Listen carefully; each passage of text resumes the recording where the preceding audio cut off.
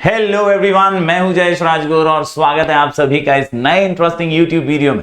दोस्तों, हम पढ़ रहे हैं क्लास 12 का ओसीएम न्यू सिलेबस और ये है सुपरस्टार बैच का लेक्चर नंबर 2 ओसीएम का। जी हां दोस्तों, चैप्टर नंबर 1 ओसी का और चैप्टर नंबर 1 का ये दूसरा आंसर आज हम पढ़ने जा रहे हैं। सबसे सुपर हिट आंसर है, एग्जाम में आता ही आता है और पिछले 8-10 साल के पेपर अगर निकाल कर देखेंगे तो हर पेपर में आपको ये आंसर दिखाई देगा। ये है प्रिंसिपल्स ऑफ मैनेजमेंट यानी हेनरी फेयोल के प्रिंसिपल्स। जी हां दोस्तों, एकदम श्योर शॉट और मार्क्स कमाने वाला आंसर है ये। अगर आपने अभी तक हमारा सुपरस्टार बैच ज्वाइन नहीं किया है तो एब्सोल्युटली फ्री बैच है। डिस्क्रिप्शन में लिंक है, हमारा ऐप डाउनलोड कीजिए स्काई एजुकेशन और वहां पर सुपरस्टार 23 ये जो बैच है इसको ज्वाइन कर लीजिए। ढेर सारी रिसोर्सेस आपका इंतजार कर रही हैं। साथ ही साथ दोस्तों मैं आपको बता दूं, अगर आप हमारे चैनल पर नए हैं तो जरूर से सब्सक्राइब कीजिए, बेल आइकन दबाइए, क्योंकि यहां आपको लगातार ऐसे ही इंफॉर्मेटिव वीडियोस मिलते रहेंगे। इसके अलावा दोस्तों, अनअकैडमी जो है India the largest learning platform, इस पर भी मेरी स्पेशल फ्री क्लासेस चलती रहती हैं,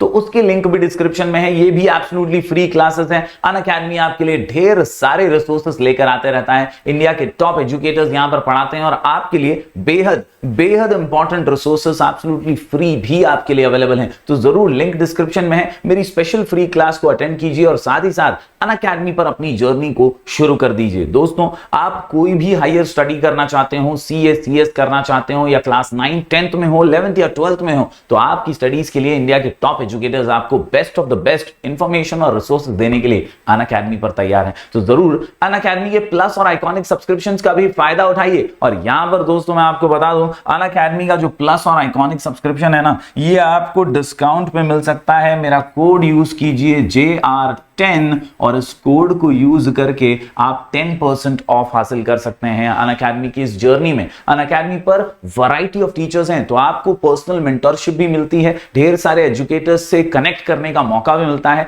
वन-ऑन-वन सेशंस होते हैं, डाउट सॉल्विंग होती है और एकदम कमाल का एटमॉस्फेयर होता है। चलिए, हम अनअकैडमी से जुड़ने के लिए आपको लिंक डिस्क्रिप्शन में दे देंगे, जरूर इसका फायदा उठाइएगा। बढ़ते हैं आज के आंसर की ओर।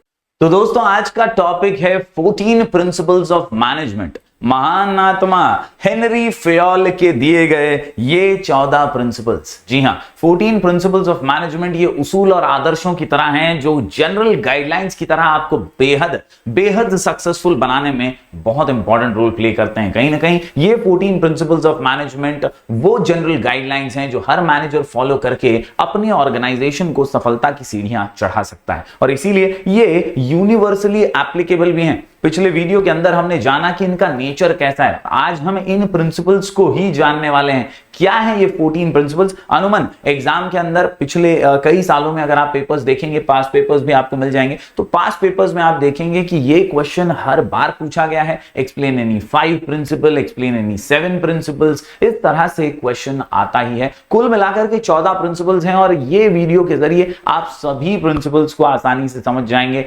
एकदम सिंपल और आसान तरीके के साथ। तो इस वीडियो को अंत तक देखिए दोस्तों, ताकि आप सभी प्रिंसिपल्स को बारीकी से समझ पाएं और उसे अच्छे से लिख करके एग्जाम में प्रेजेंट भी कर पाएं। कहानी हेनरी फेयोल की पहले समझ लेते हैं। हेनरी फेयोल भाई साहब जो हैं, ये एक फ्रेंच माइनिंग इंजीनियर हैं। कौन है भैया?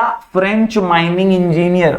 और इन्होंने मेहनत करके अपनी सफलता जो है अर्जित की, बड़े ही मेहनत के साथ। After conducting many experiments and observations in the organization, Fayol proposed 14 principles of management। म्हणजे वागाचे पंजे। याद रखिए दोस्तों, फ्रेंच माइनिंग इंजीनियर वो थे और उन्होंने अपने करियर के अंदर जो भी उतार चढ़ाव देखे, जो भी ऑब्जर्वेशंस किए, जो भी एक्सपेरिमेंट्स किए, जो भी अनुभव किया, उसके आधार पर उन्होंने ये 14 प्रिंसिपल जो है वो दुनिया के सामने रखे हैं। दोस्तों, हेनरी फेयोल की कहानी बड़ी ही सिंपल है और उन्होंने अपनी किताब जनरल एंड इंडस्ट्रियल एडमिनिस्ट्रेशन के अंदर इन मैनेजमेंट के प्रिंसिपल्स को पेश किया है। दोस्तों, उनका कंट्रीब्यूशन बेहद मैनेजमेंट की दुनिया में माना जाता है, डंके की चोट पर फॉलो किया जाता है। सारी मैनेजमेंट की किताबों के अंदर इनका जिक्र एक बार तो होता ही है और इसीलिए इनके कंट्रीब्यूशन के लिए इन्हें कहा जाता है फादर ऑफ मॉडर्न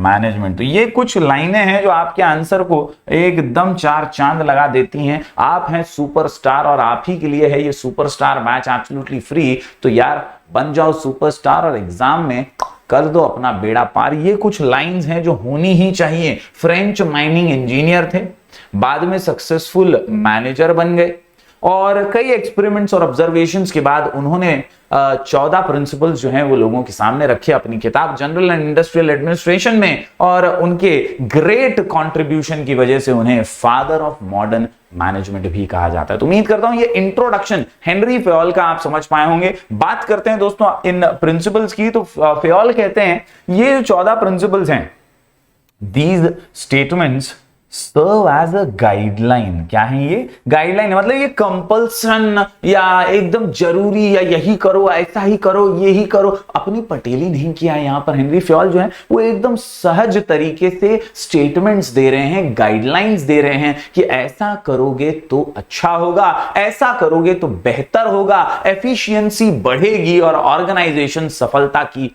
और बढ़ेगा। दोस्तों इसीलिए these statement serve as guidelines for decision making and management actions. तो कुल मिलाकर के ये जो 14 प्रिंसिपल्स हेनरी फेयोल ने दिए हैं, ये 14 प्रिंसिपल्स एकदम कड़क हैं और ऐसी गाइडलाइंस हैं जो हर कोई छोटा हो या बड़ा अपने जीवन में उतार सकता है और एक अच्छा सक्सेसफुल मैनेजर बन सकता है, अपने ऑर्गेनाइजेशन को सफलता दिला सकता है। बढ़ते हैं दोस्तों, चलिए आगे और 14 प्रिंसिपल्स जो हैं उन्हें बारीकी से समझ लेते हैं, एक एक करके देख लेते हैं। और ये ट्रिक जो है इनको याद करने की, एग्जाम में लिखने की, ये आपको बेहद काम आने वाली है। जी हां दोस्तों, आपके सामने है 14 प्रिंसिपल्स ऑफ मैनेजमेंट। आहा, 14 प्रिंसिपल्स ऑफ मैनेजमेंट एकदम गाड़ देना है, दिमाग में फिट कर देना है। मैं थोड़ा साइड में हो गया हूं ताकि आप पूरे प्रिंसिपल्स को एक ही बार में समझ सकें। 14 प्रिंसिपल्स ऑफ मैनेजमेंट को याद करने के लिए हमारा शॉर्ट कोड है एड इन सोर्स। क्या है? एड इन सोर्स। क्या है? एड इन सोर्स। क्या है? एड इन सोर्स। क्या है? एड इन सोर्स। क्या है? एड इन सोर्स। जी हां दोस्तों, क्वेश्चन का नाम है 14 प्रिंसिपल्स ऑफ मैनेजमेंट और आंसर का नाम एड इन सोर्स। आंसर का नाम एड इन सोर्स। क्या नाम है? एड इन सोर्स। याद रखिए दोस्तों, ये वो प्रिंसिपल्स हैं जिन्हें आपको अपनी जड़ों में डालना है। मैनेजर को अपनी बुनियाद इसी से बनानी है और ऑर्गेनाइजेशन में अगर आप इसे अपने रूट्स में ऐड कर लेंगे ना तो ऑर्गेनाइजेशन सफलता की सीढ़ियां चढ़ेगा। और इसीलिए दोस्तों याद रखिए, क्वेश्चन है 14 प्रिंसिपल्स ऑफ मैनेजमेंट और आंसर है एड इन source.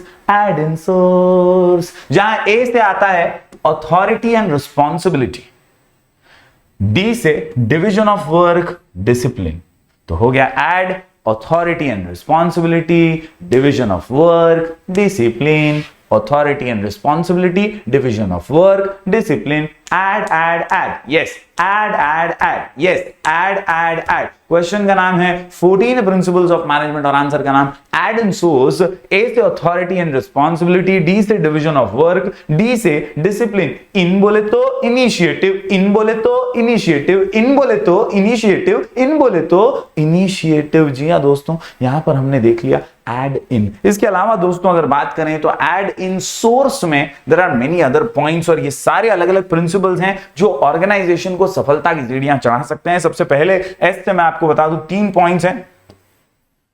Yes, there are 3 points. सबसे पहला सबऑर्डिनेशन ऑफ इंटरेस्ट, इंडिविजुअल का इंटरेस्ट सबऑर्डिनेट करना चाहिए। इसके अलावा scalar chain, stability of tenure, और बात करें ओ से तो ओ से ऑर्डर, ओ से ऑर्डर, ओ से ऑर्डर। बात करें यू से तो 2 पॉइंट्स निकल करके आते हैं, unity of command, unity of direction, unity of command, unity of direction, unity of command, unity of direction, एड इन सोर्स। इसके अलावा आर से आता है रेम्यूनरेशन, पगार। इसके अलावा सी से सेंट्रलाइजेशन, और ई से आखिरी 2 पॉइंट्स निकल करके आते हैं equity and Spirit the corps. ये क्या है, क्या क्या है इन पॉइंट्स के अंदर, ये सारी बातें हम डिटेल में जानने वाले हैं। ये वीडियो आपको अंत तक देखना है और समझना है, बारीकी से लिख करके अच्छे से प्रैक्टिस करना है, हर पॉइंट को डिटेल में समझेंगे दोस्तों। Once again I repeat, question का नाम है 14 प्रिंसिपल्स ऑफ मैनेजमेंट और आंसर का नाम है एड इन सोर्स। आंसर का नाम एड इन सोर्स। ए से अथॉरिटी एंड रिस्पॉन्सिबिलिटी, डी से डिवीजन ऑफ वर्क और डी से डिसिप्लिन, ऐड हो गया। इसके अलावा इन बोले तो इनिशिएटिव, इन बोले तो इनिशिएटिव, इन बोले तो इनिशिएटिव। चलिए शुरू करते हैं, एक एक करके इतने पॉइंट्स पहले समझ लेते हैं और लिख करके इसकी प्रैक्टिस कर लेते हैं।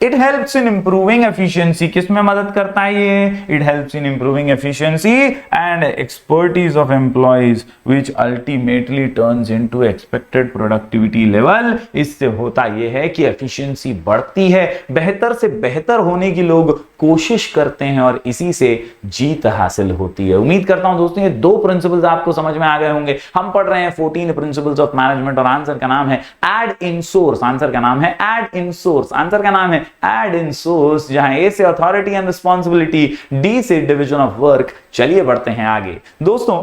अगला पॉइंट भी डी से निकल करके आता है अपने सामने।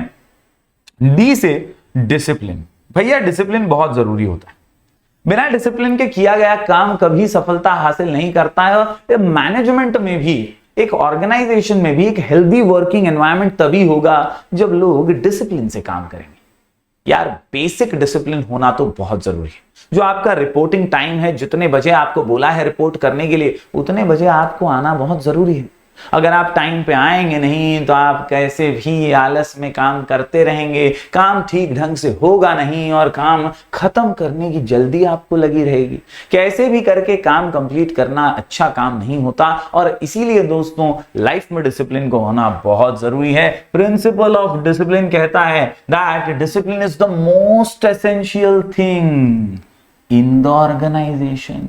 ऑर्गेनाइजेशन की सबसे इंपॉर्टेंट चीज होती है डिसिप्लिन। टाइम पे आओ, टाइम पे जाओ, अपना काम करके जाओ और काम फिट मामला हिट और आंसर सुपर हिट, और उसी तरह से आपका काम भी सुपर हिट हो सकता है। दोस्तों employees must obey and respect rules that govern. Obey and respect the rules that govern the organisation. यानी ऑर्गेनाइजेशन के रूल्स होते हैं, रेगुलेशंस होते हैं। आप कॉलेज जाते होंगे, कॉलेज के कुछ रूल्स एंड रेगुलेशंस होते हैं, स्कूल के भी कुछ रूल्स एंड रेगुलेशंस होते हैं। हर जगह पे अपने अपने रूल्स रेगुलेशन होते हैं। एक एम्प्लॉय का काम है कि उन रूल्स रेगुलेशंस को फॉलो करे और बेहद अच्छे तरीके से उन्हें फायदे में रह करके अपना ले। Yes, discipline helps to achieve the goals in the organisation. Good discipline, good discipline is the result of effective leadership. यानी अगर लीडर इफेक्टिवली खुद भी डिसिप्लिन्ड है तो भैया वो दूसरों में डिसिप्लिन को ला ही सकता है। इफेक्टिव लीडरशिप सभी को डिसिप्लिन बना देती है। याद रखिए there must be a clear understanding between the management and workers regarding the organisation's rules. बहुत ही स्टार्टिंग में ही एक मैनेजर को मीटिंग बुला करके सभी को क्रिस्टल क्लियर कर देना चाहिए कि भैया ये रूल्स हैं ऑर्गेनाइजेशन के अंदर, ये जरूरी है और ये आपको ऐसे ऐसे ही करना है। अगर आप इसमें जरा भी ऊंच नीच करेंगे तो भैया आप डिसिप्लिन को तोड़ रहे हैं, रूल्स को तोड़ रहे हैं, आपको हम निकाल देंगे। भैया इससे काम जो है ना एकदम सीरियस में भी होगा और अच्छे से भी होगा।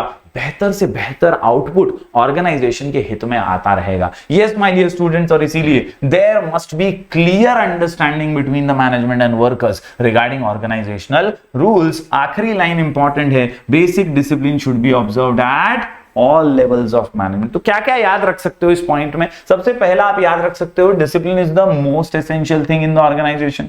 फिर आप याद रखो we should obey and respect the rules that govern the organisation.